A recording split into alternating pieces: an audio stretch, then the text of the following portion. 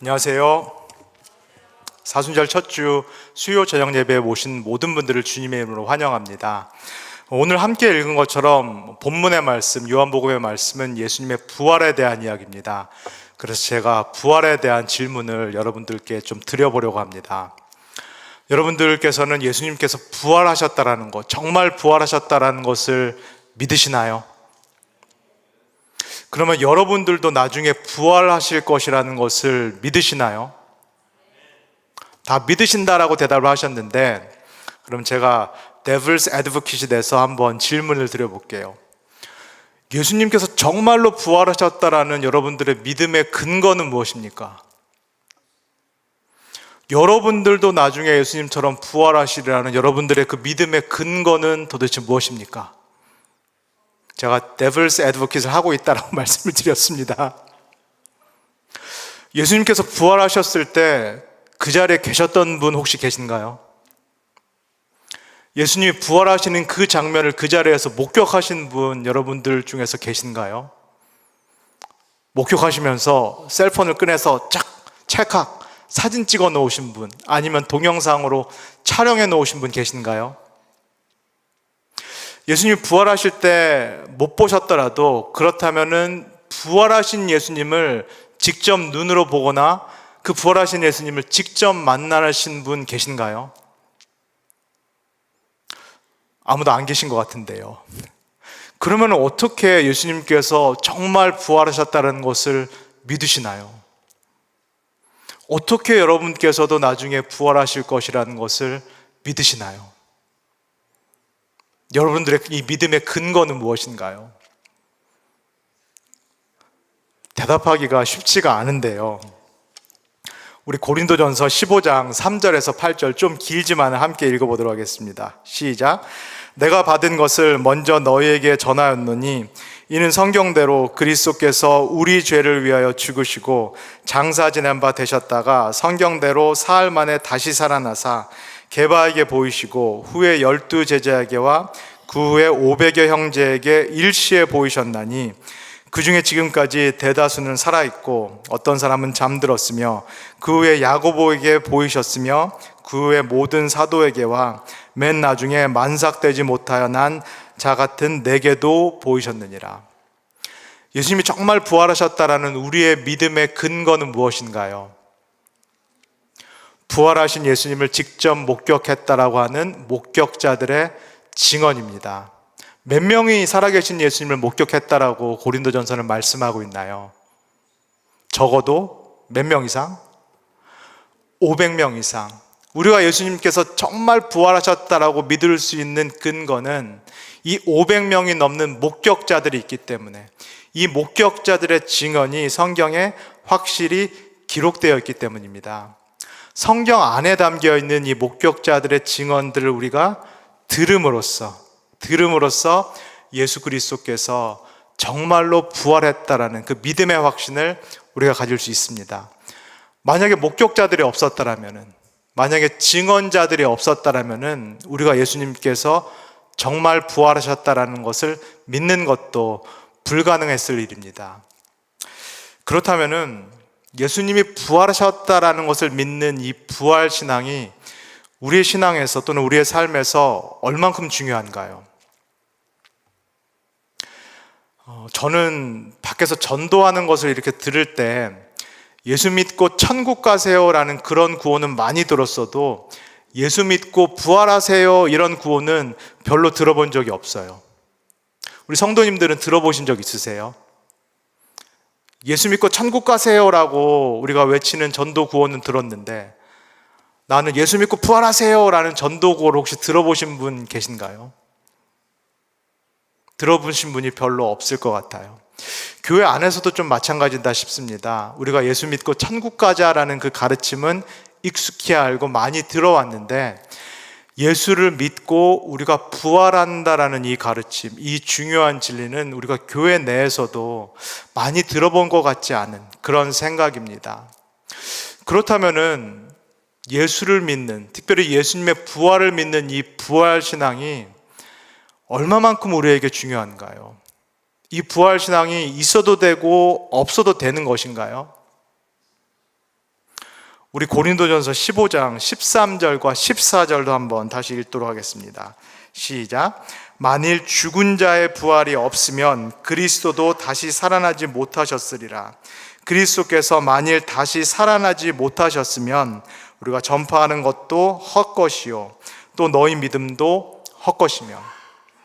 사도 바울에 따르면은 예수 그리스도의 부활을 믿는 이 부활 신앙은 얼마만큼 중요한가요?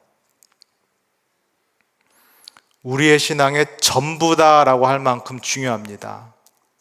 이 부활 신앙이 있어도 되고 없어도 되고 한 것이 아니라 이 부활 신앙의 유무에 따라서 우리의 신앙이 서기도 하고 우리의 신앙이 넘어지기도 한다라고 말씀합니다. 부활 신앙은 우리에게 있어서 우리의 신앙과 우리의 삶에서 이처럼 중요하다라고 사도 바울이 그리고 성경이 우리에게 말씀을 하고 있습니다. 오늘 읽은 본문의 말씀, 요한복음의 이 본문의 말씀도 정확히 부활에 대한 이야기입니다. 우리 그 시작 구절 20장 11절에서 13절 다시 한번 같이 읽겠습니다. 시작. 마리아는 무덤 밖에 서서 울고 있더니 울면서 구부려 무덤 안을 들여다보니 흰옷 입은 두 천사가 예수의 시체 뉘었던 곳에 하나는 머리편에 하나는 발편에 앉았더라. 천사들이 이르되 여자여 어찌하여 우느냐? 이르되 사람들이 내 주님을 옮겨다가 어디 두었는지 내가 알지 못합니다. 요한복음의 부활 이야기는 마리아가 울고 있는 것으로 시작을 합니다. 마리아가 왜 울고 있나요? 무덤이 텅 비었기 때문에, 예수님의 시신이 없어져서 무덤이 텅 비었기 때문에 마리아가 지금 울고 있습니다. 그렇다면 마리아는 이 텅 빈 무덤이 증언하듯이 예수님께서 부활하셨기 때문에 그래서 기쁨과 감격으로 지금 울고 있는 것일까요? 그렇지가 않습니다. 이 마리아에게서 지금 경우의 수는 딱 한 가지입니다. 발생할 수 있는 경우의 수는 딱 한 가지입니다. 누군가가 예수님의 시신을 몰래 훔쳤고 지금 이 예수님의 시신을 누군가가 훼손하고 있을지도 모른다는 그 딱 한 가지 개연성, 그 딱 한 가지 가능성만 있습니다. 마리아가 이렇게 울고 있는 장면으로 시작하는 이 요한복음의 부활 이야기는 그렇다면 우리에게 무엇을 말하고 싶은 것일까요? 예수님과 오랜 시간 동고동락했던 이 여성 제자 막달라 마리아, 그리고 예수님께서 십자가에 달리실 때 그 주변에 그 곁을 떠나지 않았던 이 제자 막달라 마리아, 그리고 막달라 마리아뿐만 아니라 모든 제자들이 사실 예수님의 부활을 기대했다 안 했다? 전혀 기대하지 않았다입니다. 지금 무덤이 빈 것, 그리고 시신이 없어진 것, 이 상황에서 막달라 마리아는 예수님께서 부활하셨으리라는 것을 전혀 예상하거나 기대하지 못하는 상황입니다. 제자들에게도 예수님의 부활이라는 것은 일어날 수 없는 일, 전대미문의 사건이다라는 것을 요한복음의 저자가 우리에게 처음부터 이야기를 하고 있습니다. 이 빈 무덤을 보고도 막달라 마리아가 전혀 예수님이 부활하셨으리라 생각을 못했다라는 것, 이것을 더 강조하기 위해서 요한복음은 특별한 묘사를 합니다. 마리아가 무덤에 들어가서 울었다라고 이렇게 기록되어 있는데, 이 울었다라는 정확한 헬라어 단어가 클라이오라는 그런 단어입니다. 그리고 이 울다라는 클라이오라는 단어는 어디 구석에 와서 몰래 조용히 이렇게 흐느꼈다라는 이야기가 아닙니다. 이 클라이오, 영어의 cry와 마찬가지로 모든 사람이 들을 수 있도록 흐느껴 울다, 소리내 울다, 비통해 울다라는 것이 바로 이 클라이오라는 단어입니다. 막달라 마리아가 지금 빈 무덤에서 클라이오로 정말로 애통하고 비통하고 큰 소리로 지금 울고 있다라고 요한복음은 묘사를 하고 있습니다. 요한복음을 저희가 같이 쭉 읽어왔기 때문에 기억이 나실지 모르겠어요.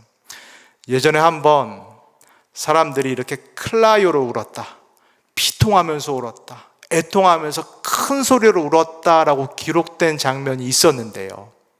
혹시 어떤 장면인지 기억나세요? 요한복음 11장 33절입니다.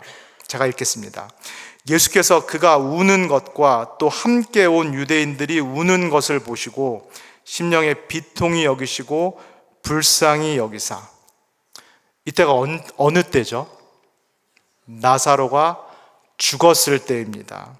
나사로가 죽었을 때 이 나사로의 자매인 마리아, 그 다음에 마르다가 클라요로 울었고, 또 조문을 왔던 문상객들도 마찬가지로 클라요로 소리내서 비통하면서 애통하면서 울었다라고 묘사가 되고 있습니다.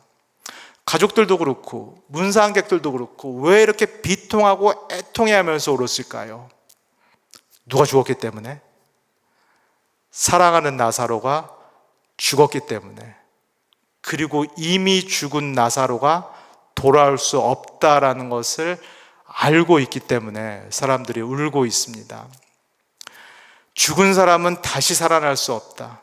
아무리 클라요로 울어도, 아무리 애통하고 비통하고 슬퍼하면서 울어도 이 죽음 앞에서 사람이 할 수 있는 것은 하나도 없다라는 것을 이 요한복음이 이야기를 하고 있습니다.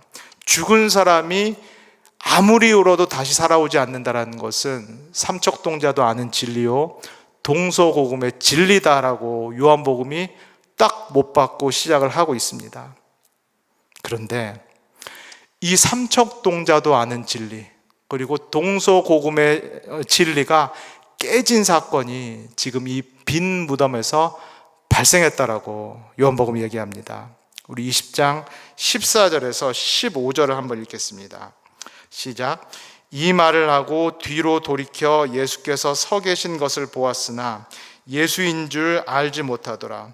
예수께서 이르시되 여자여 어찌하여 울며 누구를 찾느냐 하시니 마리아는 그가 동산지기인 줄 알고 이르되 주여 당신이 옮겼거든 어디 두었는지 내게 이르소서. 그리하면 내가 가져가리이다. 앞에서 본 것처럼 지금 빈 무덤 안에 있는 마리아의 경우의 수에는 애초부터 예수님께서 부활하셨으리라는 그 경우의 수는 없습니다. 유일한 가능성, 유일한 경우의 수는 누군가가 무덤에 돌을 옮겼고 누군가가 그 안에 있는 예수님의 시신을 훔쳤다라는 그 경우의 수 딱 한 가지뿐입니다. 그리고 이것은 인류 역사에서도 동서고금에서도 없었던 그 경우의 수입니다. 그러나 요한복음은 이 마리아에게 없었던 경우의 수, 정말로 예수님께서 죽음자 가운데서 살아나셨다, 정말로 예수께서 죽음에서 다시 일어나셨다라고 말씀을 하고 있습니다. 울고 불고 해도, 클라요로 울고 불고 해도 안 되는 일, 죽음의 강을 건넌 이상 울고 불고 해도 다시는 거슬러서 돌아올 수 없다라는 이 죽음의 강을 예수 그리스도께서 건너서 돌아오셨다라고 요한복음이 우리에게 증언하고 있습니다. 요한복음이 말씀하고 있는 것은 이것입니다. 빈 무덤이 예수께서 부활하셨다라는 결정적인 증거가 아니다. 왜 그렇죠? 빈 무덤이 이렇게 생기는 것은 여러 가지 다양한 이유가 있을 수 있고 여러 가지 다양한 경우의 수가 있을 수 있기 때문입니다. 요한복음 저자가 증언하는 것은 예수께서 정말로 부활하셨기 때문에, 예수께서 정말로 살아나셨기 때문에 그래서 무덤이 비었다라고 말씀을 하고 있습니다. 이 죽음에서 부활하신 예수님께서 마리아를 이렇게 부르십니다. 여자여. 그랬더니 이 음성을 들은 마리아가 이렇게 뒤를 돌아봅니다. 그리고 이렇게 뒤를 돌아봐서 예수님을 바라봅니다. 그런데 예수님을 바라본 이 마리아가 예수님을 알아봤나요? 아니면 알아보지 못했나요? 알아보지 못했다라고 합니다. 분명히 음성을 듣고 뒤를 돌아보고 예수님을 바라보았다고 했는데, 그러나 예수님을 알아보지 못했다라고 이야기를 합니다. 이것은 무엇을 의미할까요? 부활하신 예수님의 몸은 예수님의 죽음 이전의 몸과 완전히 같지는 않다라는 말씀입니다.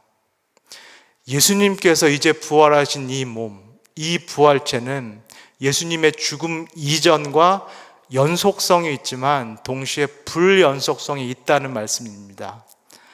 같으나 그러나 같지 않다라는 그런 말씀입니다. 그렇기 때문에 예수님의 부활하신 예수님의 몸은 요한복음 11장에 나온 나사로가 다시 산 것과는 완전히 전적으로 차원이 다른 일이다라는 것을 요한복음은 말하고 있습니다. 나사로의 경우를 한번 생각해 볼게요. 죽었다가 다시 살아난 이 나사로의 몸은 죽기 전과 죽은 이유가 같은가요? 아니면 다른가요? 동일합니다. 똑같습니다. 그 얘기는 이 죽음에서 다시 살아난 나사로, 또 나사로의 몸은 결국은 어떻게 될 수밖에 없다? 다시 죽을 수밖에 없다. 다시 부패하고 썩을 수밖에 없다입니다. 그렇기 때문에 나사로가 다시 살아난 것은 부활이라기보다는 소생에 가깝습니다. 그러나 지금 요한복음이 말씀하고 있는 것은 예수님께 일어난 일, 예수님께서 죽음의 강을 거슬러서 다시 일어난 이 사건은 죽은 나사로가 살아난 이 소생과는 전적으로 차원이 다른 전대미문의 획기적인 일이다라는 그런 말씀을 하고 있습니다. 예수님이 살아난 이 몸, 예수님의 이 부활체는 두 번 다시 죽음을 겪지 않을 그런 몸, 두 번 다시 부패하거나 썩지 않을 그런 부활체로 변화된 몸이다라고 말씀을 하고 있습니다. 예수님께서 몸으로 부활하셨다라는 이 사건, 그리고 이 부활하신 예수님의 몸이 다시는 죽지도 않고 다시는 썩지도 않고 다시는 부패하지 않을 그런 몸이라는 것, 이것은 이 마리아의 경우의 수에 전혀 없던 일입니다. 인류 역사 그리고 동서고금의 경우의 수에도 전혀 없던 일입니다. 이성적으로 납득하기가 너무 어려운 일입니다. 우리가 믿기가 너무 힘든 일입니다. 그런데 성경은 이거보다 더한 경우의 수가 있다라고 우리에게 말씀을 합니다. 고린도전서 15장 51절에서 53절입니다. 한번 같이 읽겠습니다. 시작.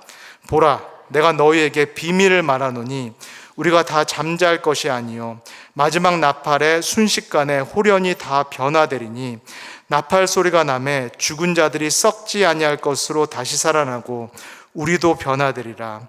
이 썩을 것이 반드시 썩지 아니할 것으로 입겠고 이 죽을 것이 죽지 아니함을 입으리로다. 성경은 어떤 경우의 수까지 말씀하고 계시나요? 우리에게도 어떤 일이 일어날 것이다 라고 약속을 하고 계신가요? 마지막 날에 우리의 몸에, 여러분들이 지금 보고 계신 이 여러분들의 몸에 무슨 일이 일어날 것이다 라는 그런 약속을 하고 계신가요? 우리의 몸도 부활하신 예수님의 몸처럼 두 번 다시 죽지 않고 두 번 다시 썩지 않고 두 번 다시 부패하지 않을 그런 몸으로 변화되리라라고 약속하고 있습니다. 육에서부터 난 이 몸, 흙에서부터 와서 흙으로 돌아갈 수밖에 없는 이 유한한 우리의 육체가 예수님의 몸과 마찬가지로 마지막 날에, 예수님께서 다시 오시는 그 마지막 날에 신령한 몸으로, 새로운 몸으로 예수님과 똑같은 부활체로 반드시 변화될 것이라고 우리에게 약속하고 계십니다. 우리 16절에서 18절을 한번 읽도록 하겠습니다. 시작. 예수께서 마리아야 하시거늘 마리아가 돌이켜 히브리 말로 라보니 하니 이는 선생님이라 말이라. 예수께서 이르시되 나를 붙들지 말라. 내가 아직 아버지께로 올라가지 아니하였노라. 너는 내 형제들에게 가서 이르되 내가 내 아버지 곧 너희 아버지 내 하나님 곧 너희 하나님께 올라간다 하라시니. 이 구절에 따르면은 예수님, 이 마리아가 정확히 언제 이 예수님을 알아보기 시작하나요? 전에는 뒤돌아보고 음성을 듣고 돌아봤지만 예수님을 보고도 예수님을 알아보지 못했는데요.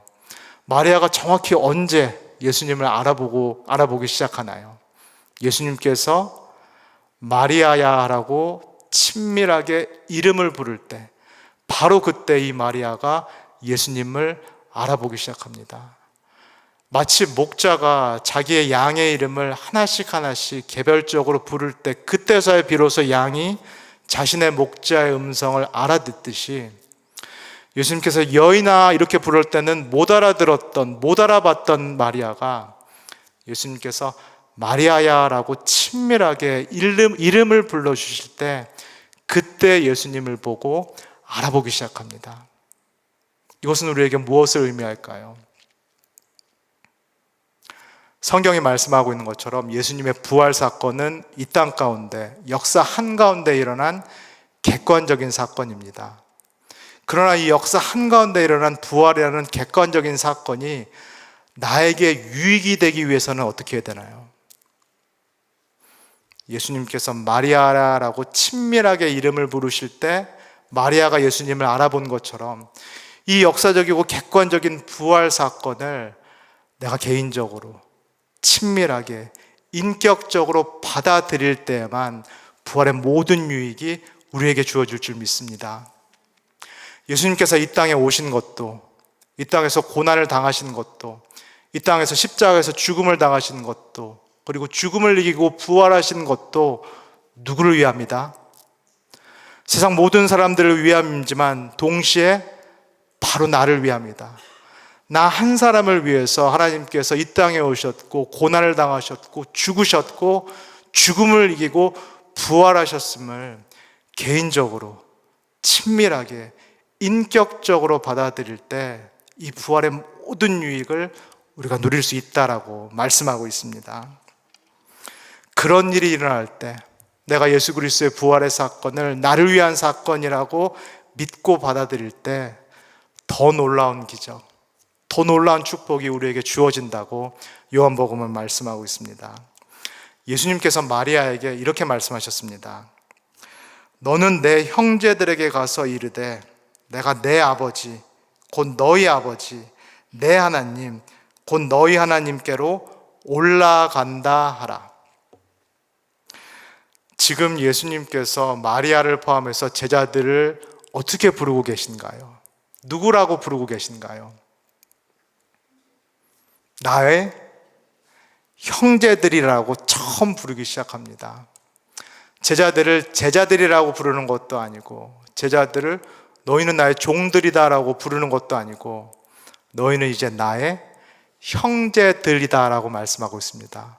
그리고 내가 아빠라고 부르는 나의 하나님, 내가 영원전부터 함께 계셨던 이 나의 하나님이 누구의 하나님이다? 이제 너희들의 하나님이다라는 그런 말씀을 하고 있습니다. 예수님의 죽음과 그리고 예수님의 나를 위한 부활을 통해서 무슨 변화가 일어났다는 말씀인가요? 우리의 무엇이 바뀌었다는 말씀인가요? 우리의 신분이 바뀌었다는 말씀입니다. 이제는 예수님께서 우리의 누구가 되신다는 말씀인가요? 예수님이 우리를, 저하고 여러분들 한 사람 한 사람을 나의 형제들이여 이렇게 부르시는데요. 그렇다면 예수님이 이제 우리의 누구라는 말씀인가요? 우리의 큰 형님이십니다. 우리의 큰 오라버니, 우리의 큰 오빠가 되신다라고 예수님께서 우리에게 말씀하고 계십니다. 그리고 멀고 먼 것 같은 그 하나님, 또 우리의 죄를 보시고 우리를 심판하실 것 같은 그 하나님이 누구시다? 너희의 사랑하는 아버지가 되신다라고 예수님께서 우리에게 말씀하고 계십니다. 예수님의 죽음과 부활을 통해서 우리의 신분이 바뀌었고, 그리고 예수님께서는 우리의 큰형님과 큰오빠가 되셔서 승천하셔서 하나님의 우편에 앉아 계셔서 우리를 위해서 끊임없이 중보하신다라고 약속하고 계십니다. 우리의 큰형님이 되시고 큰 오라버니 되신 예수님께서 우리의 아빠 되신 이 하나님 우편에 앉아 계셔서 끊임없이 우리를 위해서 기도해 주시고 늘 우리 편이 되신다는 이 약속을 오늘 요한복음의 말씀은 저와 우리 여러분 모두에게 해주고 계십니다. 사랑하는 성도 여러분, 마리아의 경우의 수에도 없었던 이 부활 사건, 그 다음에 인류 역사에서도 동서고금에서도 없었던 이 부활 사건을 통하여서 우리가 누리게 되는 유익은 무엇인가요? 첫째, 우리는 더 이상 죄와 사망의 노예가 아닙니다. 우리는 예수 그리스도의 죽음과 부활을 통해서 이미 죄와 사망에서 해방되었을 줄 믿습니다. 둘째, 우리에게는 더 이상 죽음이 인생의 끝이 아닙니다. 울고 불고 해도 되돌릴 수밖에 없는 죽음이라는 것, 우리를 무로 만드는 것, 우리를 비존재로 만드는 이 죽음이 우리의 인생의 끝이 아님을 믿습니다. 예수님께서 죽음을 이기고 부활하셔서 승천하셨고 우리가 있어야 할 곳, 우리의 거처를 하나님의 집에 미리 마련해 주셨다라고 우리에게 약속하고 계십니다. 셋째, 우리의 몸, 지금 여러분들이 입고 계신 몸, 지금 저의 몸이 죽음을 겪지 않을 것이다. 그리고 더 이상 죽거나 부패하거나 썩는 그런 몸이 되지 않을 것이다. 예수님께서 죽음을 이기고 부활하셔서 완전한 부활체의 몸을 입으신 것 같이 동일한 부활의 몸이 우리에게 주어질 것이다. 우리의 육체가 다시는 죽음을 겪지 않고 우리의 육체가 다시는 부패와 썩음을 겪지 않을 것이다 라고 예수님께서 우리에게 약속하고 계십니다. 넷째, 저와 여러분들의 신분이 바뀌었습니다. 예수 그리스도의 죽음과 부활을 통해서 우리는 큰형님 되시고 큰 오라버니 되시는 예수님의 동생들로 입양되었음을 믿습니다. 그리고 예수님께서 아빠라고 부르시는 그 하나님의 자녀로 우리도 마찬가지로 입양되었음을 믿습니다. 이제는 그 누구의 중재도 필요 없이, 그 누구의 도움도 없이 예수님께서 아빠에게 직접 기도했듯이 우리도 아빠 되신 하나님께 직접 기도할 수 있는 길이 열렸습니다. 우리의 모든 문제와 염려를 마찬가지로 하나님께 직접 아뢰을 수 있는, 그리고 우리를 사랑하시는 예수 그리스도를 사랑하셨던 동일한 그 아버지께서 우리의 기도도 마치 예수님의 기도처럼 들으실 수 있는 그 길이 열렸다라고 요한복음은 우리에게 증언하고 있습니다. 무엇 때문인가요? 누구 때문인가요? 예수님께서 우리를 위해서 죽으셨고 예수님께서 저와 여러분들을 위해서 부활하셨기 때문입니다. 사랑하는 성도 여러분, 부활신앙은 본질적으로 미래에 대한 소망입니다. 내 인생에 일어날 하나님의 일들에 대한 기대와 소망을 담고 있는 것이 우리가 믿고 있는, 우리가 갖고 있는 부활신앙일 줄 믿습니다. 내가 부활신앙을 갖고 있다라는 것, 내가 부활신앙을 믿는다라는 것은 내 경우의 수에 없었던 일들, 내 경우의 수를 초월하는 일들이 앞으로 내 삶에 일어날 수 있음을 믿는 것을 포함합니다. 내가 내 인생의 경우의 수, 내가 내 남은 연수의 경우의 수를 스스로 제한하지 않는다라는 것, 내가 스스로 이 일들은 가능하다, 이 일들은 불가능하다라고 스스로 재단하지 않는 것을 포함합니다. 모든 우리가 생각할 수 있는 모든 경우의 수를 뛰어넘고 초월해서 일어났던 이 예수 그리스도의 부활, 죽음을 이기시고 다시 살아나신 이 예수 그리스도께서 이제 내 인생에도 어떤 일도 하실 수 있다는 것, 나의 상상과 나의 경우의 수를 초월하여서 어떤 일도 내 인생을 위해서 하실 수 있다는 것을 신뢰하는 것이 우리의 부활신앙이 될 줄 믿습니다.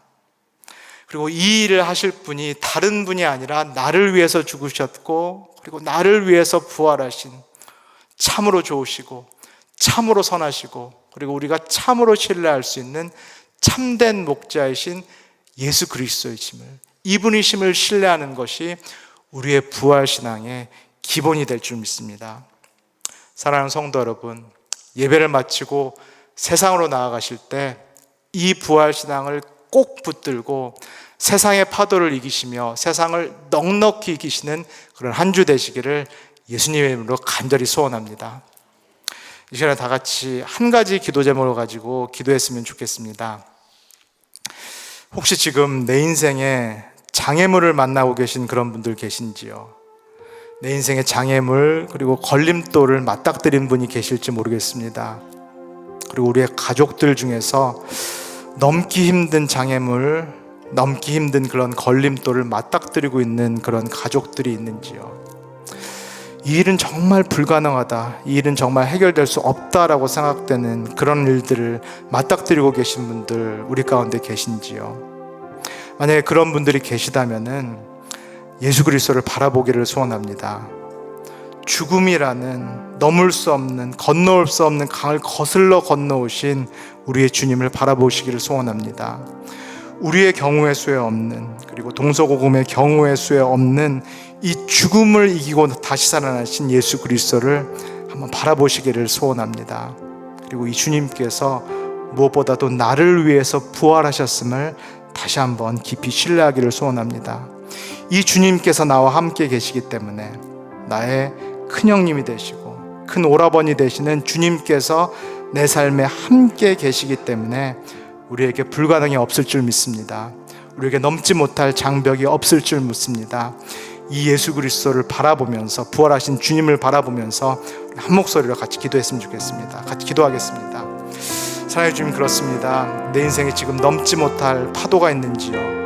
내 인생에 지금 넘지 못할 장애물과 걸림돌이 혹시 있는지요? 우리 가족 가운데 큰 파도를 만났고 큰 장애물들을 만났고 걸림돌을 만난 그런 가족들이 있는지요? 하나님 아버지, 우리를 축복하여 주시옵소서. 우리의 환경과 장애물을 보지 않고 부활하신 예수 그리스도를 바라볼 수 있도록 우리의 눈을 열어주시옵소서.